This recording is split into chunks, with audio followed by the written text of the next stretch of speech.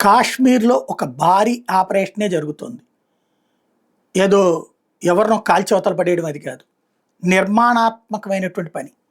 మొన్న ఏదైతే పహల్గావ్‌లో జరిగినటువంటి ఉదంతం ఉందో దాని వెనకాల స్థానికుల సహకారం పెద్ద ఎత్తునే ఉంది. రక్షించినటువంటి వాళ్ళల్లో రక్షించామని చెప్పే వాళ్ళల్లోనూ కొందరు మోసగాళ్ళున్నారు. అసలు టూరిస్టుల్ని అక్కడికి పోయే విధంగా తోడ్పడినటువంటి వాళ్ళు పోనీ వాళ్ళ దగ్గర నుంచి క్యాబులు వాళ్ళ దాకా చాలామందున్నారు.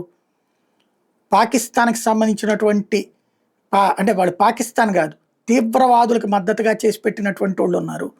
ప్రజల ప్రాణాలు తీయడానికే అక్కడ ప్రయత్నం చేశారు. ఈ విషయం బయటపడింది. 3000 మందికి పైగా ఇప్పుడు అదుపులోకి తీసుకుని విచారిస్తున్నారు. 3000 మందికి పైగా జమ్మూ కాశ్మీర్లో. 75 మంది గ్రౌండ్ వర్కర్స్ అందులో పాత్రదారులు. పహల్గావ్‌లో ఇన్సిడెంట్ జరిగిన ఏరియాలో పనులు చేసే 75 మంది. అట్లాగే నాన్ స్టాప్ రైడ్స్ జరుగుతున్నాయి. ప్రతి ఒక్కళ్ళని ప్రశ్నిస్తున్నారు. లోకల్స్ ఇన్వాల్వ్మెంట్ అనేది ఖచ్చితంగా ఉంది. అది ఎంతమంది ఆ కుట్రదారులు అన్నటువంటిది తెలుస్తున్నారు ప్రస్తుతం.